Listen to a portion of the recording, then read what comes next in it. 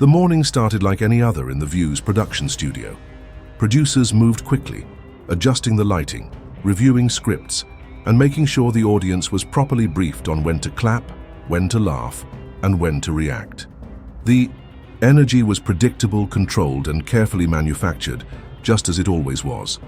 The show followed a precise formula, ensuring that every segment unfolded according to plan, with no surprises and no deviations from the established narrative. In the makeup room, Whoopi Goldberg sipped her coffee, barely glancing at the producer's notes. She didn't need them. She knew exactly how this would go. Another conservative guest, another easy takedown. She had done this countless times before. The formula was simple. Cut them off before they gained momentum, mock them just enough to keep the audience laughing, drown them in applause at just the right moments, and if all else failed, pivot or cut to commercial. It was a well-oiled machine, and Whoopi had perfected the art of controlling the conversation. She had outmaneuvered senators, embarrassed commentators, and shut down governors. Today would be no different. Karoline Leavitt was just another young, outspoken conservative, another Fox News regular, another guest who had no idea what was coming.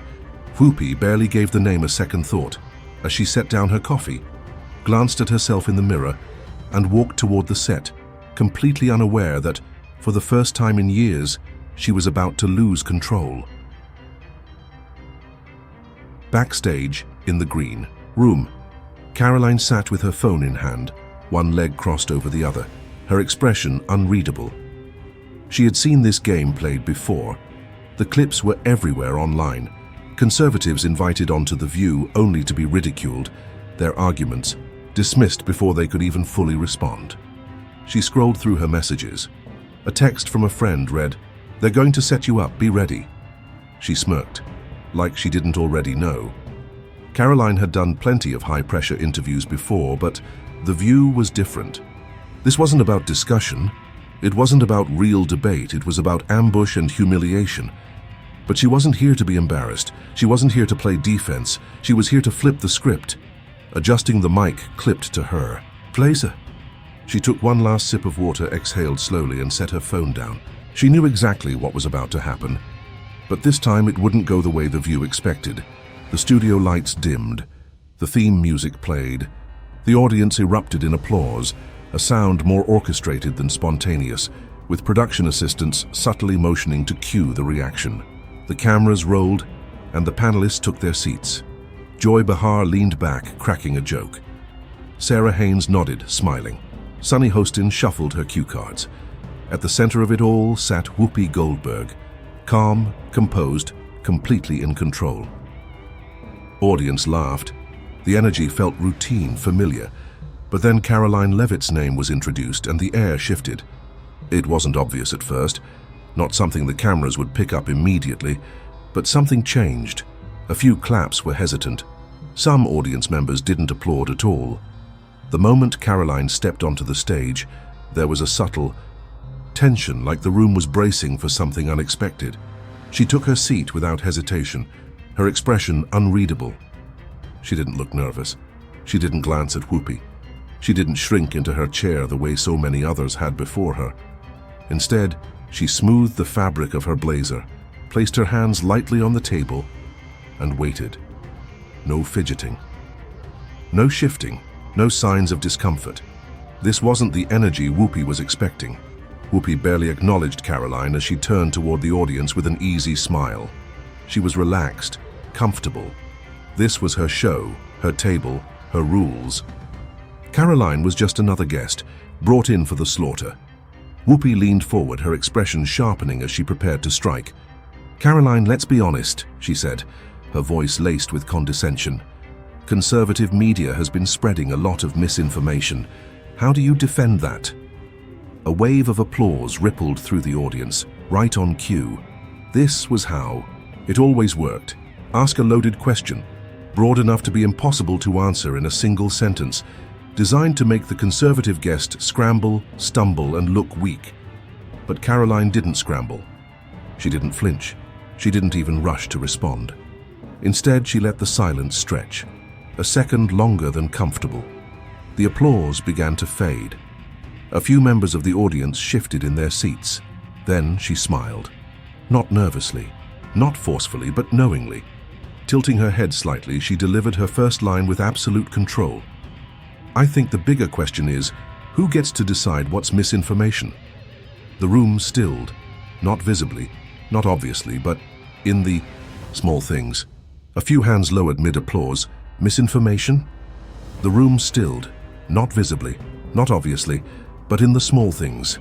A few hands lowered mid-applause. A couple of the co-hosts exchanged quick glances. The energy in the studio had changed, and suddenly, Whoopi's expression hardened just slightly. She wasn't expecting that. She had expected Karoline to immediately defend herself, to look caught off guard, to start explaining. But instead, Karoline had flipped the narrative in just a few words. And for the first time in years, Whoopi Goldberg wasn't the one in control. For a split second, the energy in the studio seemed to hang in limbo. The audience, usually quick to rally behind the View's liberal panel, hesitated. Whoopi Goldberg had thrown the first punch, but Karoline Leavitt had sidestepped it effortlessly. It wasn't just about the words she had used, it was the way she had delivered them. Calm, poised, completely unshaken. Whoopi had expected her to scramble, to stammer, to start justifying herself under pressure. That was how this was supposed to go. But instead of falling into the defensive posture so many conservative guests did, Karoline had turned the entire premise of the question back on Whoopi herself. I think the bigger question is, who gets to decide what's misinformation? The moment lingered. A few of the co-hosts, sensing the unexpected shift, exchanged wary glances.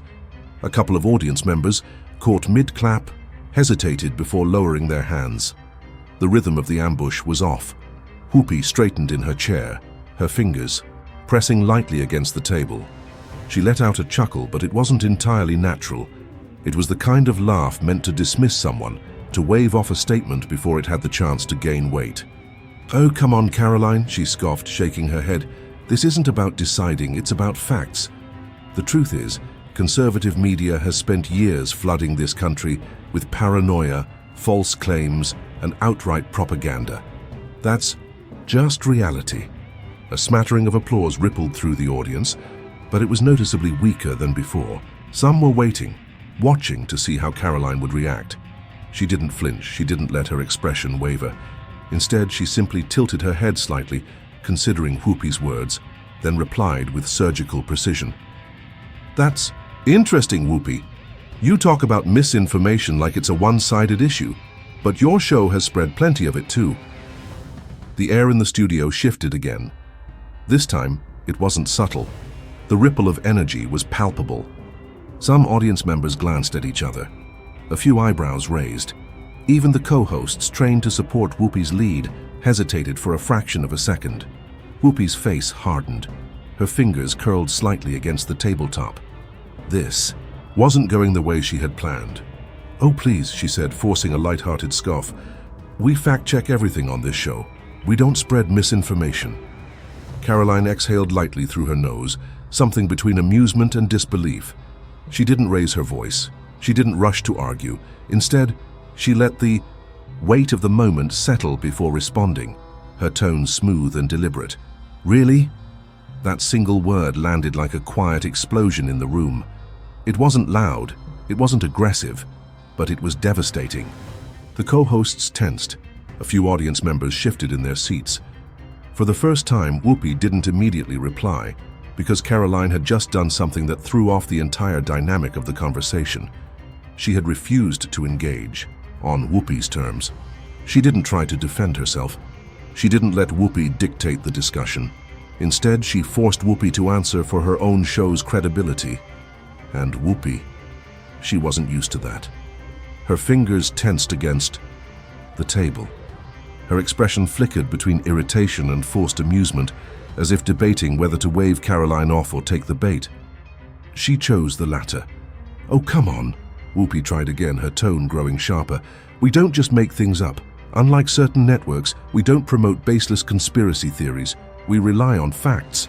Karoline leaned forward ever so slightly, her voice still calm, still controlled, still laced with something razor-sharp beneath the surface. "And who decides what's a fact and what's a conspiracy theory?" Silence. The audience was no longer cheering.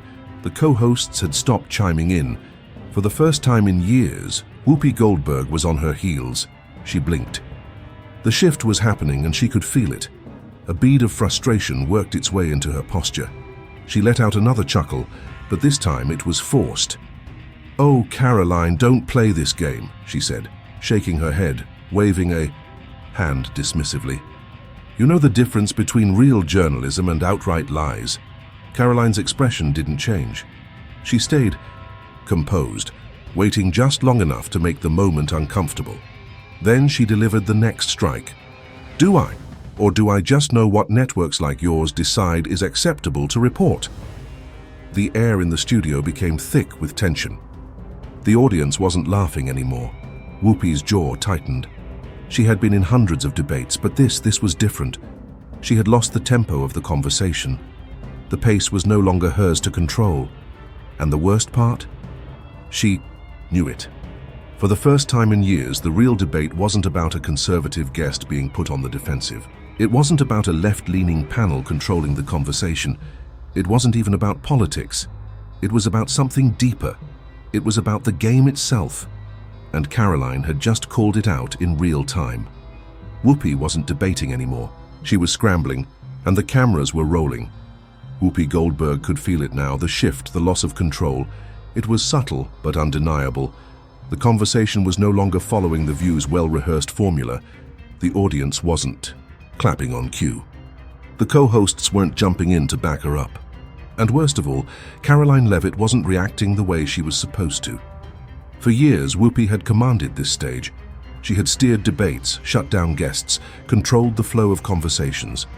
But now, for the first time, she wasn't in charge. Karoline wasn't playing defense. She wasn't stumbling over her words, trying to explain herself. She was calm, steady, and methodical, almost as if she had been expecting every move Whoopi had made. And that was what made it so frustrating. Whoopi forced another chuckle, shaking her head like she was dismissing a silly remark. "Oh, Karoline, come on. Let's not pretend conservative voices are the ones being silenced. Your side dominates entire news networks, social media platforms, even political campaigns. You're sitting here right now on national television, claiming to be a victim. Do you really think anyone's buying that?" A brief wave of applause rippled through the audience, but it was weaker this time, more uncertain. They had seen the shift too, even if they didn't realize it yet. Karoline exhaled softly through her nose, not in frustration but in amusement. She leaned back slightly, tilting her head. "That's interesting," she said, her voice measured, thoughtful. "Because I've watched conservatives get banned from social media for saying things that turned out to be true. I've seen right-leaning journalists have their work demonetized, censored, or buried in search results. I've seen sitting members of Congress kicked off platforms for voicing their opinions. But when a liberal makes a false claim, when a progressive pushes a debunked narrative, where are the consequences? Where's the censorship then?" A few murmurs rippled through the studio audience. A couple of people even nodded. The tension in the room thickened. Whoopi sat up straighter, her grip tightening on the table. "Oh, please," she scoffed, her voice laced with impatience. "No one is stopping conservatives from speaking." Karoline's gaze locked onto her. "Really?" she asked, her voice soft but razor-sharp. "So when was the last time The View had a conservative guest who wasn't just here to be ambushed?" The room stiffened. Even Joy Behar, usually quick to jump in, hesitated. Whoopi's mouth opened slightly as if she had an answer ready, but nothing came out, because for the first time, she didn't have one. Karoline leaned in slightly, lowering, her voice just enough to pull the room in. "When was the last time a conservative guest sat at this table and wasn't interrupted, mocked, or labeled a threat to democracy before they could even finish a sentence?" The silence that followed was real. Not the kind of pause that happened while waiting for a commercial break, not the kind of scripted moment where the audience was supposed to laugh or cheer. It was the kind of silence that meant something had cracked. Whoopi let out a short, dismissive laugh, but this time it sounded forced. "Oh, come on, that's not how this works." Karoline didn't look away. She didn't blink. Isn't it? The co-hosts sat frozen. The audience didn't know how to react. The usual rhythm of The View, where Whoopi dictated the pace and the guests scrambled to keep up, had completely broken apart. And Karoline? She had never lost control for a second. Whoopi scoffed, shaking her head. This is ridiculous. But there was an edge to her voice now, something clipped and irritated. She had tried humor. She had tried dismissal. She had tried to steer the conversation back into safe territory. None of it had worked. Karoline let the silence hang, watching her closely. If it's ridiculous, then answer the question. Whoopi's fingers drummed against the table, once, twice, then stopped. The moment stretched. Then Karoline tilted her head slightly as if studying her. Or is it that you can't? Whoopi's jaw tightened. The cameras were rolling, the audience was watching, and she had nothing. For the first time in years, Whoopi Goldberg, the woman who ran this show, who dictated every conversation, who controlled every debate, was losing. And the worst part? Everyone could see it. The tension in the studio had reached a breaking point. The air was thick with something unspoken, something no one dared to say out loud, but everyone could feel. Whoopi Goldberg, the seasoned veteran, of The View, the one who always dictated the rhythm of the debate, had nothing left to say. The silence that hung over the set wasn't scripted, wasn't planned, it was real. And for the first time in years, the audience could tell the difference. Karoline Leavitt hadn't just countered Whoopi's points.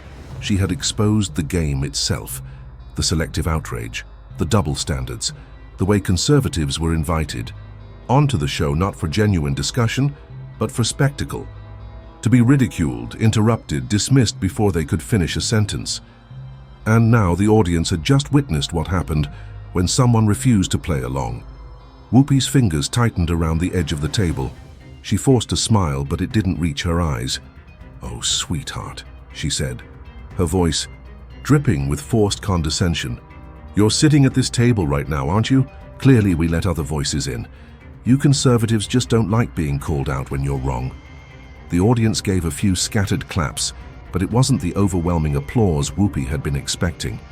Even the co-hosts, usually eager to jump in and back her up, remained unusually quiet. Karoline didn't blink. She didn't flinch. She simply tilted her head slightly, as if considering Whoopi's words for the first time, then let out a slow, knowing exhale. "Called out?" she repeated softly. "No, Whoopi. What conservatives don't like is being shouted down, talked over, and labeled as dangerous just for having an opinion that doesn't align with yours." The silence that followed was absolute. Whoopi rolled her eyes, but it wasn't dismissive. It was defensive. Karoline was still in control. Straightening her posture, Karoline adjusted her microphone as if she had all the time in the world. "You sit here episode after episode, talking about tolerance, preaching about free speech. But the second someone challenges you, you don't. Debate them," she said, her voice never rising, never faltering. "You attack. You mock.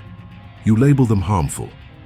And when that doesn't work," she paused just long enough to let the tension stretch, "you try to shut them up completely." The words landed like a hammer. Whoopi let out a sharp laugh, shaking her head. "Oh, give me a break," she muttered, but she wasn't laughing anymore. Karoline leaned forward slightly, her voice calm but sharper than ever.